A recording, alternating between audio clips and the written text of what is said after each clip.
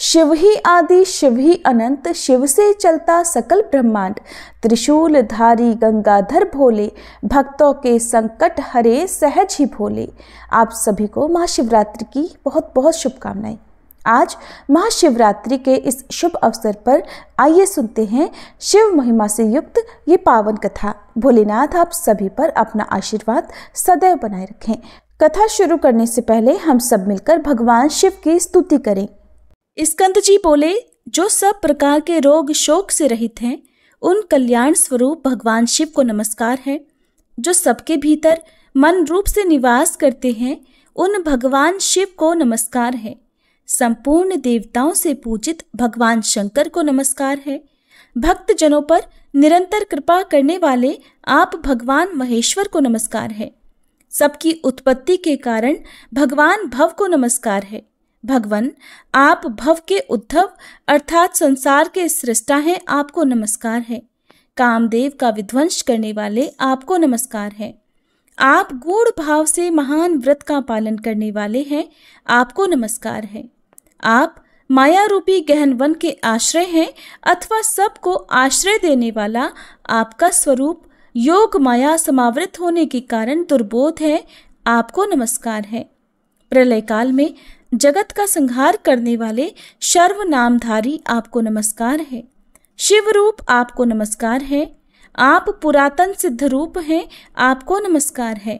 काल रूप आपको नमस्कार है। आप सबकी कलना अर्थात गणना करने वाले होने के कारण काल नाम से प्रसिद्ध हैं, आपको नमस्कार है।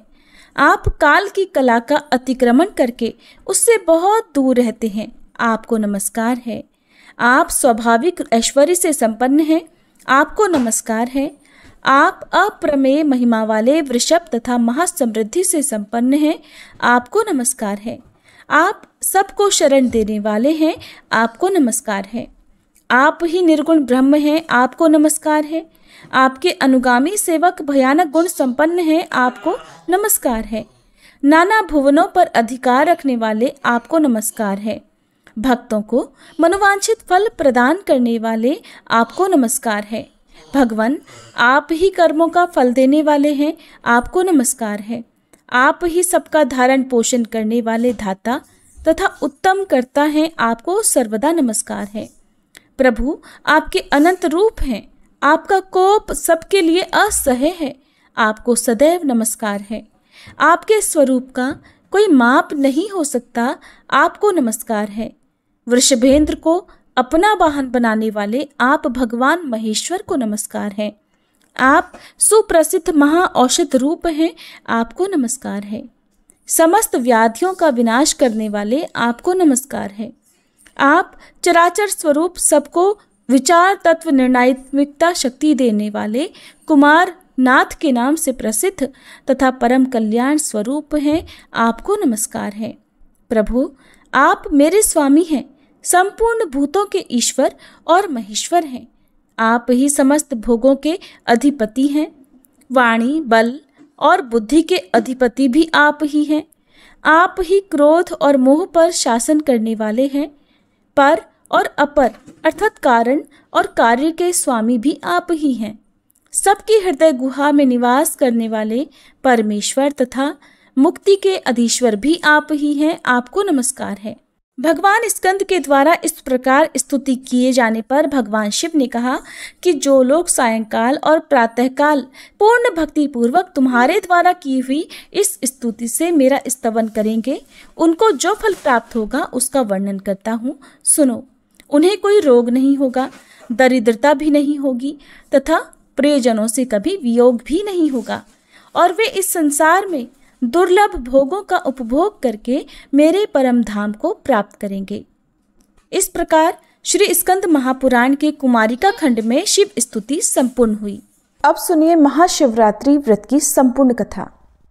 पौराणिक कथा के अनुसार एक बार चित्रभानु नामक एक शिकारी था। पशुओं की हत्या करके वह अपने परिवार को पालता था। एक बार वह एक साहूकार का ऋणी बन गया, लेकिन ऋण समय पर ना चुका सकने पर क्रोधित साहूकार ने उसको शिव मठ में बंदी बना लिया। जिस दिन बंदी बनाया, संयोग से उस दिन शिवरात्रि थी। बंदी रहते हुए वह शिकारी मठ में शिव संबंधी धार्मिक बातें सुनता रहा। वहीं पर उसने शिवरात्रि व्रत की कथा भी सुनी। संध्या होने पर साहूकार ने उसे बुलाया और ऋण चुकाने के लिए पूछा। तब शिकारी ने अगले दिन सारा ऋण चुका देने का वचन दिया। साहूकार ने उसकी बात मान ली और उसे छोड़ दिया।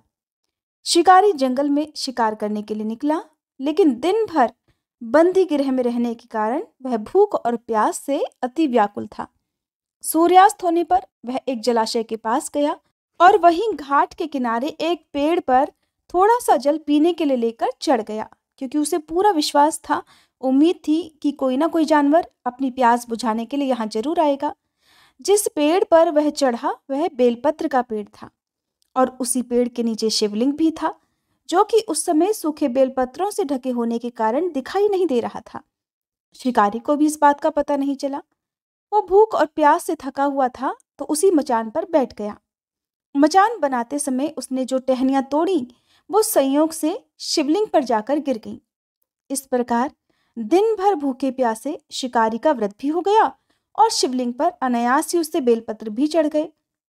एक पहर रात बीत जाने पर एक गर्भिणी हिरनी तालाब पर पानी पीने पहुंची।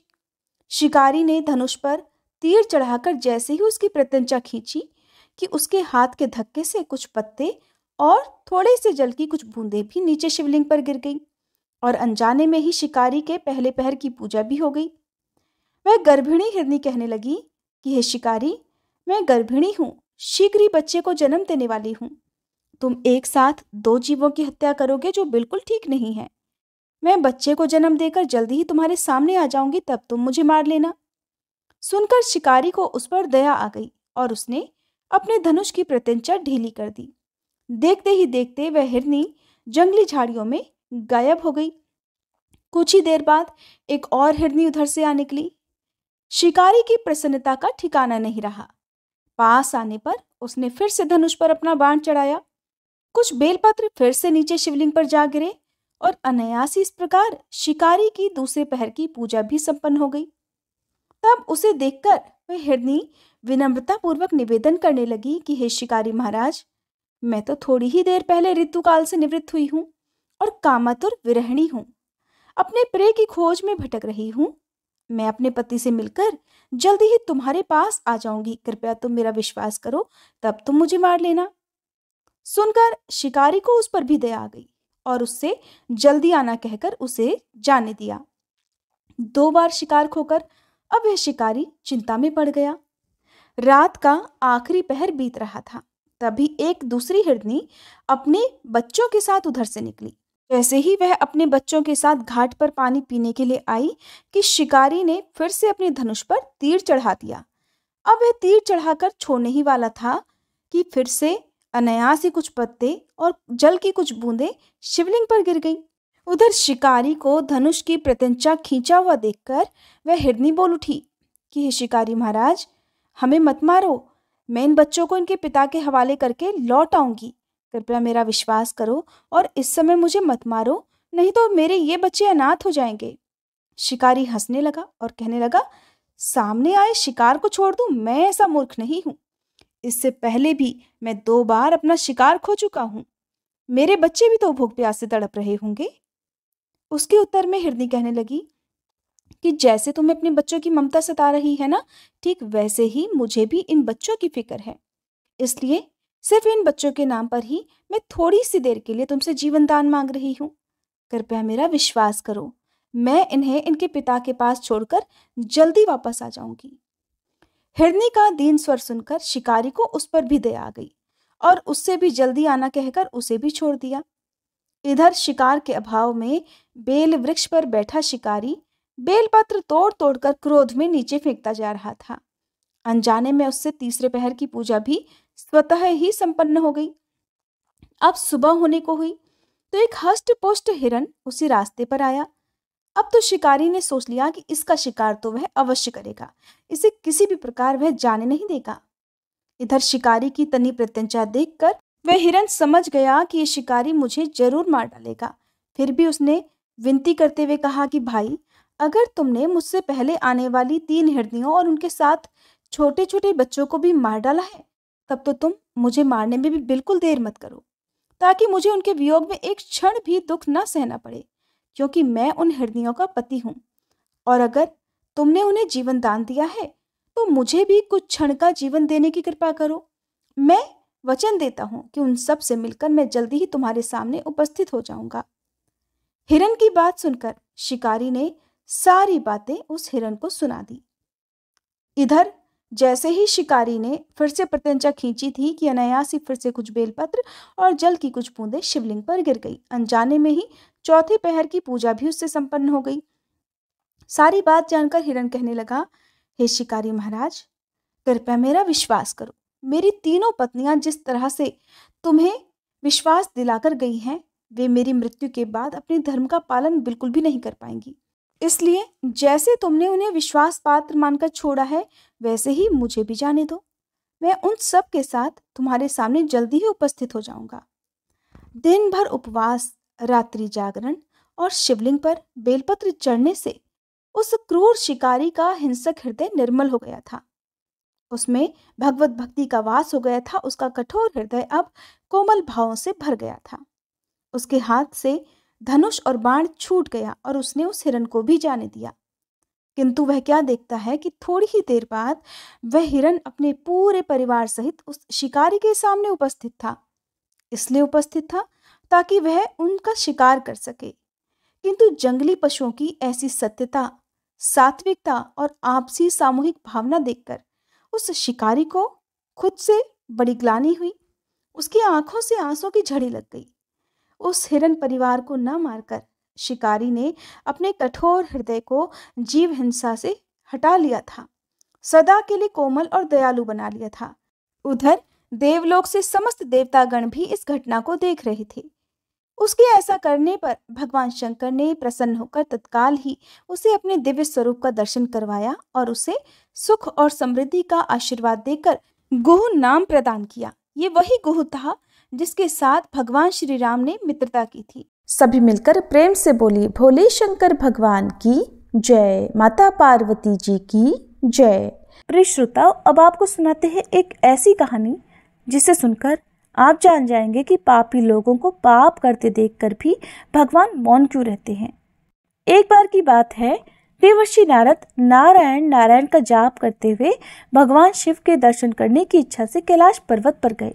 देवर्षि नारद को आया देखकर भगवान शिव बड़े प्रसन्न हुए और कहने लगे, हे देवर्षि, आज अचानक किस कारण से कैलाश पर्वत पर आपका आगमन हुआ है? अवश्य कोई विशेष कार्य होगा जिसका भाग बनकर आप यहाँ पर आए हो। तब नारद जी कहने लगे, हे भोलेनाथ, आप तो अंतर्यामी हैं, भला आपसे कोई बात कैसे छुपी रह सकती है? हम यहाँ पर किस लिए आए हैं आपको भली भांति पता है। फिर भी यदि आप पूछ रहे हैं तो हे प्रभु, आज मेरे मन में एक शंका उठ रही है। उसी शंका का समाधान करने के उद्देश्य से मैं आपके पास आया हूँ। प्रभु, कृपया मेरी इस शंका का समाधान कीजिए। भगवान शंकर कहते हैं, हे नारद, तुम्हारे मन में जो भी शंका, जो भी जिज्ञासा हो, निसंकोच होकर कहो। मुझे तुम्हारी इन शंकाओं का समाधान करके प्रसन्नता ही होगी, क्योंकि तुम्हारे सभी प्रश्न, तुम्हारी सभी जिज्ञासाएं लोकहित के लिए होती हैं। तब देवर्षि नारद ने भगवान से पूछा, हे प्रभु, पापी लोगों को पाप करते देखकर भी भगवान चुप क्यों रहते हैं? उन्हें उसी समय दंड क्यों नहीं देते? भगवान शिव कहते हैं, हे देवर्षि, आपने समस्त मानव जाति के कल्याण हेतु बहुत अच्छा प्रश्न किया है, जो मैं इस प्रश्न का उत्तर अब एक छोटी सी कथा के माध्यम से देना चाहता हूँ। इसलिए तुम इस कथा को ध्यान से और मन लगाकर सुनना। जो भी मनुष्य इस कथा को ध्यान और मन लगाकर सुनता है, वो अपने जीवन काल में कभी किसी बात को लेकर कभी पश्चाताप नहीं करता है। वह मनुष्य पाप रहित हो जाता है। ऐसा मनुष्य जान जाता है कि पापी लोगों को पाप करता देखकर भी भगवान मौन क्यों रहते हैं। अब भगवान शिव देवर्षि नारद को कथा सुनाना प्रारंभ करते हैं। भगवान शिव कहते हैं, देवर्षि, प्राचीन समय की बात है, एक जंगल में मोर और मोरनी का जोड़ा रहा करते थे। वह दोनों पति पत्नी एक दूसरे से बड़ा प्रेम करते थे, एक दूसरे का बहुत आदर सम्मान करते थे। इस तरह उनका जीवन बड़े सुख और आराम से कट रहा था। उनके जीवन में कभी किसी प्रकार का कोई दुख नहीं था। फिर एक दिन की बात है कि मोरनी अपने पति मोर से कहने लगी कि सुनो जी, भगवान की जिंदगी कितनी सुखी है, कितनी आराम भरी है ना, क्योंकि इनका काम तो सिर्फ दुनिया को चलाना होता है और वो तो बैठे बैठे ही पूरी दुनिया को चलाते हैं। उन्हें तो कोई मेहनत का काम नहीं करना पड़ता है और उन्हें उनके भक्त अच्छे अच्छे भोग भी लगाते हैं, अच्छे अच्छे उन्हें पकवान भी खाने को मिल जाते हैं, उन्हें खुद से पकवान भी नहीं बनाने पड़ते। दूसरी ओर देखो, हमारा जीवन कितना मुश्किलों भरा है। हम रोज अपना दाना पानी लोगों से छुप छुप कर जंगल में ढूंढते हैं। प्रिय श्रोताओ, मोरनी की बात सुनकर मोर कहने लगा, प्रिय ऐसा नहीं है, भगवान का काम बहुत कठिन है। भगवान को ये पूरी सृष्टि चलाने के लिए कड़ी मेहनत करनी पड़ती है, कण कण का ध्यान रखना पड़ता है। मैं तुम्हें एक कथा के माध्यम से समझाता हूँ, तब तुम्हें मेरी बात भी समझ में आ जाएगी। मोर मोरनी से कहता है कि सुनो, एक गांव की बात है। उस गांव में भगवान शिव का एक बहुत ही सुंदर मंदिर बना हुआ था। उस मंदिर के पास में ही एक छोटा सा भगवान भोलेनाथ का शिवलिंग भी था। उस मंदिर की देखभाल करने के लिए उसी गांव का भोला नाम का एक व्यक्ति सेवा में लगा हुआ था, जो सुबह शाम मंदिर की साफ सफाई किया करता और दोनों समय स्नान ध्यान करने के बाद भगवान के मंदिर में दीप जलाकर पूजा करता था। वह आदमी बहुत ही निर्धन और दुखी था। मंदिर में आने वाले श्रद्धालुओं के द्वारा उसे जो कुछ भी दान दक्षिणा मिल जाती थी, उसी से वो अपने परिवार का गुजारा किया करता। मंदिर में काम करते करते वह अपनी जिंदगी से जुड़ी हुई सभी परेशानियों की शिकायत भगवान की मूर्ति के सामने खड़ा होकर करता रहता। कभी शिवलिंग के समीप तो कभी भगवान शिव की प्रतिमा के पास जाकर। कभी वो अपने घर की बातें, परिवार की बातें भगवान से कहता, तो कभी दुनियादारी की बातें किया करता। अब मोर आगे कहता है कि एक दिन की बात है, वह भगवान भोलेनाथ के शिवलिंग के सामने खड़ा होकर दोनों हाथ जोड़कर कुछ शिकायतें कर रहा था। कह रहा था कि हे भगवान, आपकी जिंदगी कितनी आरामदायक है। आप तो बस मंदिर में एक जगह आराम से बैठे रहते हैं और चुपचाप लोगों की प्रार्थनाएं सुनते रहते हैं। कोई आपको लड्डुओं का भोग लगा जाता है तो कोई प्रसाद चढ़ा जाता है। तरह तरह की मिठाइयाँ और पकवान भी आपको यहीं बैठे बैठे खाने को मिलते रहते हैं। आपका जीवन कितना आसान है प्रभु, और मेरी ज़िंदगी देखो कितनी कठिन है। मेरी छोटी सी ज़िंदगी है, उसमें आपने हजारों तरह के दुख भर दिए हैं और हजारों तरह की परेशानियां मुझे आप दे रहे हैं। मैं दिन भर कड़ी मेहनत करता हूँ, तब कहीं 2 समय का खाना मैं अपने और अपने परिवार के लिए जुटा पाता हूँ। और दूसरी तरफ पापी और पाखंडी लोगों को देखो, दिन रात बुरे कर्मों में लिप्त रहते हैं, फिर भी बड़े मौज की जिंदगी जी रहे हैं। उन्हें किसी बात की कोई चिंता ही नहीं। भगवान, अगर मेरी जिंदगी भी आपकी तरह हो जाती तो मेरा जीवन कितना खुशहाल हो जाता। तभी अपने उस भक्त की ऐसी बातें सुनकर भगवान से भी रुका नहीं गया और वह उसी शिवलिंग से तुरंत ही त्रिभुज रूप में अपने नंदी के साथ प्रकट हो गए और कहने लगे, हे पुत्र, तुम जो सोच रहे हो गलत सोच रहे हो। तुम जैसा सोच रहे हो वैसा बिल्कुल नहीं है। दूर से देखने पर सबका जीवन अपने जीवन से अच्छा और दूसरों का जीवन ही दिखाई देता है। जब हमें उसकी वास्तविक जिंदगी का पता चलता है तब समझ में आता है कि ये तो मुझसे भी गया गुजरा जीवन जी रहा है। तुम मेरी जिंदगी को बड़ा आसान समझ रहे हो ना। मेरा जीवन उतना आसान नहीं है जितना तुम समझ रहे हो। मुझे भी बहुत सारी बातें देखनी पड़ती हैं, बहुत सारी व्यवस्थाएं बनानी पड़ती हैं। मुझे हर समय बहुत सारी चिंताएं लगी रहती हैं कि अच्छे के साथ अच्छा कैसे हो, बुरे के साथ बुरा कैसे हो, ये सब सोचना पड़ता है।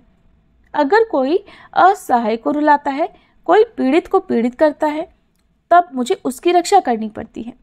मेरी जिम्मेदारी को जिस दिन तुम समझ जाओगे उस दिन तुम्हें मेरी मेहनत के बारे में भी पता चल जाएगा।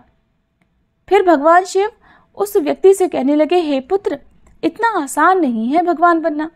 जिस तरह एक पिता बनकर मनुष्य अपनी संतान के लिए अपने दायित्वों को निभाता है, उनके दुख सुख अच्छे बुरे हर बात का ध्यान रखता है, उसी तरह मुझे भी तुम सब का ख्याल रखना पड़ता है।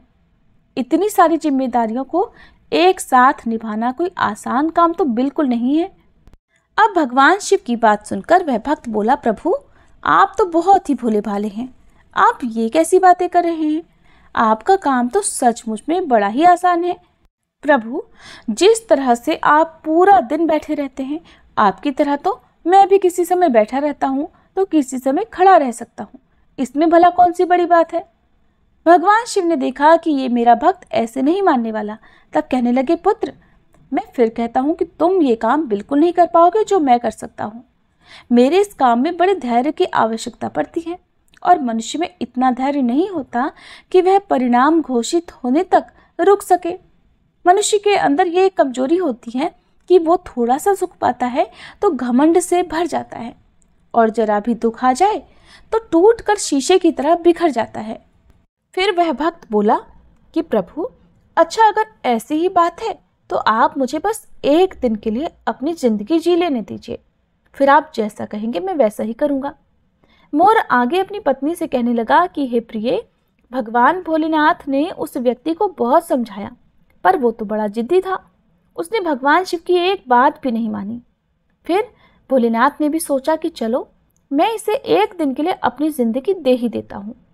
कुछ लोगों पर उपदेशों की बातों का कोई असर नहीं होता, वो संसार की ठोकर खाने के बाद ही सही राह पर आते हैं।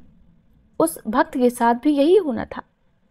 फिर भगवान शिव ने कहा कि बेटा ठीक है, मैं एक दिन के लिए तुम्हें भगवान बना देता हूँ और तुम्हारी जिंदगी मैं जीता हूँ, फिर देखते हैं कि तुम मेरा काम किस ढंग से करते हो। भगवान शिव कहते हैं, और हाँ, मेरी जिंदगी जीने के लिए तुम्हें कुछ शर्तों का पालन भी करना होगा। तब वह भक्त बोला, हे भगवान, हे भोलेनाथ, मैं तो आपकी सारी शर्तें मानने के लिए तैयार हूँ, बताइए आपकी क्या क्या शर्तें हैं। तब भगवान शिव कहने लगे, हे पुत्र, तुम ध्यान से सुनो। मंदिर में बहुत सारे लोग आएंगे जाएंगे, जिसमें अच्छे लोग भी होंगे और बुरे लोग भी होंगे, क्योंकि भगवान पर तो सबका एक समान अधिकार होता है। अगर किसी पिता का एक बेटा नालायक निकले तो क्या वो पिता उसे अपना बेटा नहीं मानेगा? इसी तरह अच्छे बुरे दोनों लोग मेरी संतान हैं, किंतु परिणाम मैं उनको उनके कर्मों के अनुसार ही देता हूँ। अब भोलेनाथ आगे कहते हैं कि पुत्र, जब तुम भगवान बनकर मेरी जगह पर खड़े रहोगे तो तुम्हें अच्छा कहने वाले लोग भी आएंगे और बुरा कहने वाले लोग भी आएंगे। तब तुम्हें चुपचाप उनकी बातें सहन करनी होंगी और धैर्य के साथ बिना क्रोध किए उनकी बातों को सुनना भी होगा और उनके अच्छे बुरे हर कर्म को भी बारीकी से देखना होगा।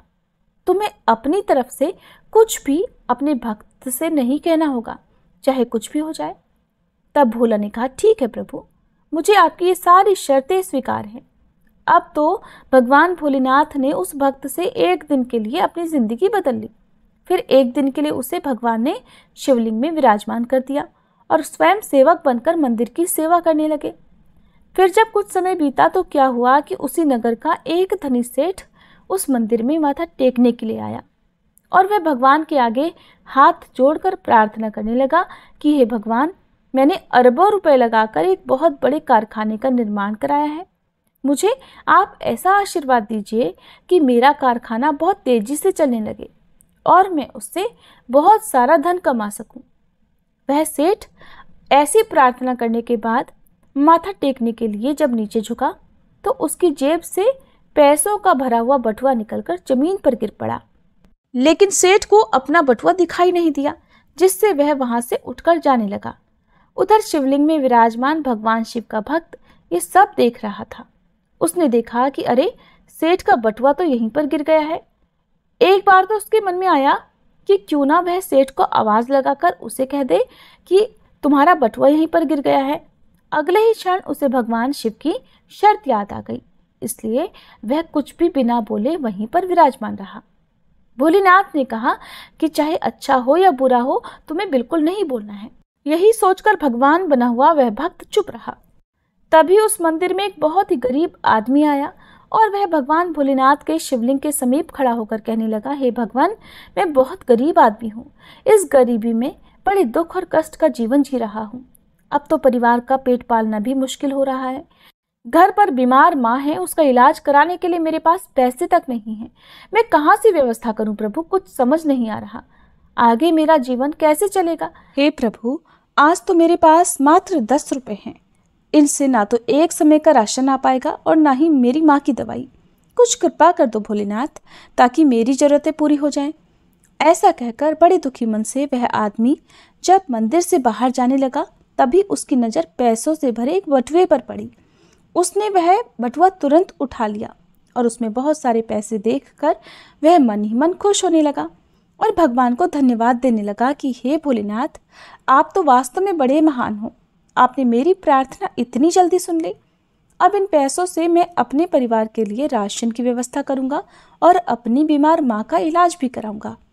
फिर उधर भगवान बनकर शिवलिंग में विराजमान भक्त सोचने लगा, अरे ये बटुआ तो उस अमीर सेठ का है और ये गरीब आदमी इसे उठाकर ले जा रहा है। एक बार तो उसके मन में आया कि आवाज़ देकर इसे बता दूं कि ये बटुआ उसका नहीं बल्कि एक सेठ का है जो वो लेकर जा रहा है। लेकिन तुरंत ही उसे भगवान भोलेनाथ की शर्त याद आ गई, इसलिए वह चुपचाप रहा। अब गरीब आदमी के जाने के बाद मंदिर में एक व्यक्ति और आया। वह तीसरा व्यक्ति एक सैनिक था जो अगले ही दिन अपने राजा के साथ युद्ध करने के लिए जा रहा था। वह मंदिर में भगवान से प्रार्थना करने आया था कि हे भोलेनाथ, उसकी यात्रा सुरक्षित रहे और वह युद्ध के बाद सकुशल अपने घर अपने परिवारजनों के बीच लौट जाए। वह सैनिक प्रार्थना कर ही रहा था कि इतने में ही वही व्यापारी अपने कुछ लोगों के साथ मंदिर में आया, जिसका पैसे से भरा हुआ बटुआ मंदिर में गिर गया था। जब सेठ ने उस सैनिक को वहां देखा तो उसने सोचा कि जरूर इसी ने मेरा बटुआ उठाया होगा। तब सेठ के कहने पर सेठ के लोगों ने उस सैनिक को पकड़ लिया और उसे पकड़कर ले जाने लगे। ये बात भगवान शंकर बने हुए उस भक्त को बिल्कुल भी सही नहीं लगी, क्योंकि वो सैनिक तो बिल्कुल निर्दोष था। बटुआ तो वह गरीब आदमी लेकर चला गया था। तब भगवान बने हुए भक्त को अपने सामने होता हुआ ये अन्याय का काम बिल्कुल पसंद नहीं आया और वह कहने लगा, हे सेठ, तेरा बटुआ इसने नहीं चुराया है। तेरा बटुआ तो इसने पहले मंदिर में एक गरीब आदमी आया था, उसने उठाया है। अब सेठ और उसके आदमी भला भगवान की बात क्यों ना मानते। उन्होंने तुरंत सैनिक को छोड़ दिया और उस गरीब आदमी को पकड़ लाए। उससे सेठ का बटुआ भी छीन लिया। तब वह बेचारा बड़ा निराश हुआ। उधर जब एक दिन का समय पूरा हुआ तो भगवान भोलेनाथ मंदिर में आए और उधर भगवान बने हुए उस भक्त ने पूरे दिन का घटनाक्रम भगवान भोलेनाथ को सुनाया और बड़े गर्व से कहा, हे प्रभु, आज मैंने एक सैनिक के साथ हो रहे अन्याय को होने से रोक लिया। आपने देखा, एक दिन भगवान बनकर मैंने कितना महत्वपूर्ण काम किया है। तब भगवान शिव अपने भक्त की बातें सुनकर कहने लगे, पुत्र, तुमने ये न्याय नहीं अन्याय किया है। तुमने उस गरीब आदमी को पकड़वाकर उसके परिवार के मुंह से भोजन का निवाला छीना है, उसकी बीमार माँ का इलाज होने से रोका है। ये तुमने बहुत बड़ा अन्याय किया है। वो सेठ बड़ा अधर्मी था। उसने पाप करके करोड़ों रुपए की यह दौलत जोड़ी है। गरीबों का पेट काटकर उनके साथ धोखा करके उसने उन पैसों को इकट्ठा किया है। अगर उसका बटुआ छूट गया था तो क्या हुआ, कम से कम किसी गरीब का तो उन रुपयों से कुछ भला हो जाता और उस सेठ के कुछ पाप भी कम हो जाते। तुमने उस सैनिक को बचाकर भी बहुत बड़ा अन्याय ही किया है। तुम्हें लगता है कि तुमने न्याय किया है। वह सैनिक अपने राजा के साथ युद्ध में जाकर एक कमजोर देश का राज्य हड़पने वाला था। जानते हो उस युद्ध में कितने निर्दोष सैनिक मारे जाएंगे। तुमने उसे बचाकर बहुत बड़ा अन्याय किया है। भक्त को भोलेनाथ की इस बात को सुनकर बड़ा पश्चाताप हुआ। तब वह कहने लगा, हे प्रभु, हे भोलेनाथ, मैं तो वही देख पा रहा था जो मेरी आंखों के सामने हो रहा था। उसके पीछे की सच्चाई कुछ और ही होगी, ये मैं नहीं देख पा रहा था। तब भक्त आगे कहने लगा, हे भोलेनाथ, दुनिया को तो सिर्फ आप ही चला सकते हैं, क्योंकि आप जीवन के हर पहलू को अच्छी तरह से देख सकते हैं, विचार कर सकते हैं, क्योंकि आप जो करते हैं वो अच्छा ही करते हैं। गलत तो हम हैं जो जीवन की वास्तविकता को नहीं समझ पाते और उससे पहले ही आप पर दोष लगा देते हैं। जब हमारे साथ कुछ गलत हो रहा होता है या फिर हमारे मन के अनुसार कुछ नहीं होता है तो उस समय हम अपना धैर्य खोकर भगवान को ही दोषी मानने लगते हैं। हम ये नहीं समझ पाते कि हमारे साथ हो रहे गलत काम में भी भगवान की कोई ना कोई योजना छुपी हुई होती है जो आगे चलकर हमारे लिए ही हितकारी हो सकती है। फिर वह भक्त भोलेनाथ से कहने लगा, हे भोलेनाथ, मनुष्य की समझदारी इसी में है कि हमें गंभीरता से काम के आगे और पीछे के परिणाम को अच्छे से सोच लेना चाहिए। अगर आपके साथ आपकी मर्जी के अनुसार कुछ भी नहीं हो रहा तो उसे भगवान की मर्जी समझनी चाहिए और आगे भगवान जो करते हैं वो अच्छा ही करते हैं। ऐसा सोचकर सिर्फ और सिर्फ अपने कर्तव्य पर ही ध्यान देना चाहिए। उसके बाद भगवान शिव ने उस भक्त से कहा, हे पुत्र, क्या अब तुम्हें पता चल गया कि भगवान बनना इतना आसान नहीं है? फिर वह भक्त कहने लगा, भोलेनाथ, आप जितने भोले भाले हैं उतनी ही सरलता से लोगों के दुख को भी दूर कर देते हैं और उन्हें ज्ञान भी दे देते हैं। हे प्रभु, अब मैं समझ गया हूँ कि कुछ भी बनना आसान है, लेकिन भगवान बनना बिल्कुल भी आसान नहीं है। उसके बाद भगवान भोलेनाथ उस भक्त को तथास्तु कहकर वहां से सीधा कैलाश पर्वत पर पुनः पहुंच गए। अब भगवान शिव देवर्षि नारद से कहते हैं कि वह मोर अपनी पत्नी से कहने लगा, हे प्रिय, अब बात करते हैं उन 2 कारणों की जिनकी वजह से भगवान पाप होते हुए देखकर भी मौन रहते हैं। पहला कारण तो ये कि भगवान तब तक आपकी मदद नहीं करेंगे जब तक आप दुनिया वालों पर निर्भर रहेंगे। जिस दिन आप खुद पर और भगवान पर पूरी तरह निर्भर हो जाएंगे, उस दिन वह आपकी सहायता के लिए अवश्य आएंगे। दूसरा कारण है कि भगवान मनुष्य के कर्म भी देख कर चलते हैं कि किस किस को कहाँ कहाँ पर किस किस कर्म का दंड मिलना चाहिए और किस किस कर्म का फल मिलना चाहिए। भगवान हमेशा आपके अगले और पिछले सभी कर्मों को देखकर ही हिसाब करते हैं। अगर आप भगवान के प्रति समर्पित हो गए तो भगवान कभी भी आपके साथ कुछ भी बुरा नहीं होने देंगे। तब देवर्षि नारद इस कथा को सुनकर बहुत प्रसन्न हुए और कहने लगे, हे प्रभु, आप ही संसार में आदि और अनंत हैं। आज आपने इस कथा को सुनाकर निश्चित ही मेरी शंका का समाधान कर दिया है। प्रभु, आपको बारंबार प्रणाम है। ऐसा कहकर नारायण नारायण कहते हुए देवर्षि नारद वहां से चले गए। ये थी आज की कथा। आपको कैसी लगी कमेंट बॉक्स में जरूर बताइएगा।